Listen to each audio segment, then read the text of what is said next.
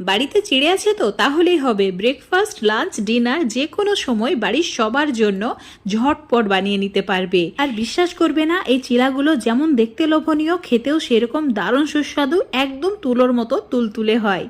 তো এখানে পরিমাণ মতো মানে 1 কাপ আমি চিড়ে নিয়েছি।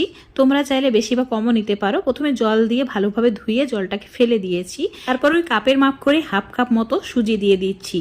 সুজির পরিমাণটা যতটুকু চিড়ে নেবে তার অর্ধেক দিতে হবে। আর 2 চামচ মতো টক দই ভালো করে মিশিয়ে নিচ্ছি। মিশিয়ে নেওয়ার পর এভাবে ওই 5 মিনিট মতো রেখে দেবো। আর এরই সঙ্গে খাওয়ার জন্য সুপার টেস্টি একটা চাটনি বানিয়ে নিচ্ছি।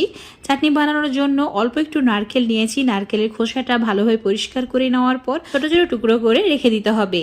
এখন চুলোর উপর একটা ফ্রাইং প্যান নিয়ে তাতে দিয়ে দিতে হবে অল্প একটু বাদাম আর দিয়ে দিতে হবে পিউলির ডাল। ওই হাই ফ্লেমে ভেজে নেওয়ার পর ঠান্ডা করে নিতে হবে। তারপর একটা মিক্সার জার নিয়ে তাতে ঢেলে দিচ্ছি। তোমরা চাইলে এখানে বাদামের খোসাটা ছাড়িয়েও ঢেলে নিতে পারো।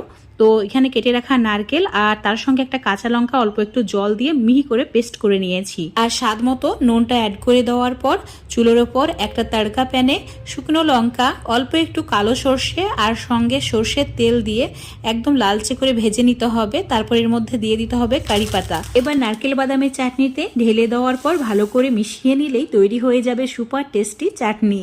এটা তোমরা স্টোর করে রাখতে পারো ফ্রিজে 1 সপ্তাহ পর্যন্ত। দারুণ লাগে খেতে, তো অবশ্যই একবার ট্রাই করে দেখবে। এদিকে মিক্সিং জারের মধ্যে চিড়ের মিশ্রণটা নিয়ে অল্প একটু জল দিয়ে পেস্ট করে নিয়েছি। এই মিশ্রণটা খুব ঘন হবে না, তাই জল দিয়েই পাতলা করে নেবে। অতিরিক্ত আবার পাতলা করা যাবে না।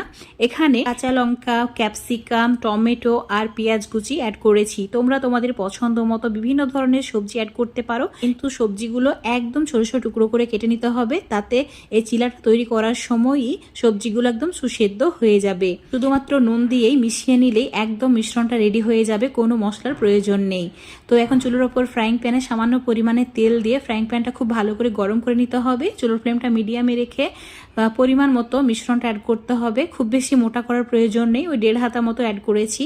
এখন ঢাকা দিয়ে একটা সাইড হওয়া পর্যন্ত অপেক্ষা করতে হবে। উপরের সাইডটা যখন শুকিয়ে আসবে তখন এটাকে উল্টে দিয়ে দুটো সাইডই একদম লালচে করে ভেজে নেবে। একটু সময় নিয়ে করবে, মিডিয়াম টু লো ফ্লেমে করার চেষ্টা করবে, তাহলে ভেতর পর্যন্ত ভালোভাবে কুক হবে। মাত্র 1 চামচ তেল দিয়ে চিলাগুলো ভেজে নিতে পারবে। তোমরা চাইলে ঘি বাটার যেটা ইচ্ছা সেটাই দিতে পারো। আমি এখানে তেল দিয়ে ভেজে নিয়েছি। এটা খেতে খুবই ভালো লাগে, অবশ্যই একবার ট্রাই করে দেখবে। তো এই চিলার সঙ্গ দেওয়ার জন্য শুধুমাত্র এই চাটনিটা থাকলেই যথেষ্ট, আর কিছুই লাগে না। এখন হালকা ঠান্ডা হয়ে যাওয়ার পর দেখাচ্ছি, একদম তুলোর মতো তুলতুলে হয়েছে। তোমরা যদি সুজি না ব্যবহার করতে চাও তাহলে 1 মুঠি মতো চাল ভিজিয়ে রেখে দেবে, সেটাকে চিড়ের মধ্যে অ্যাড করে পেস্ট করে নিলেই হবে। এই চিলাগুলো ব্রেকফাস্ট লাঞ্চ বা ডিনারের জন্য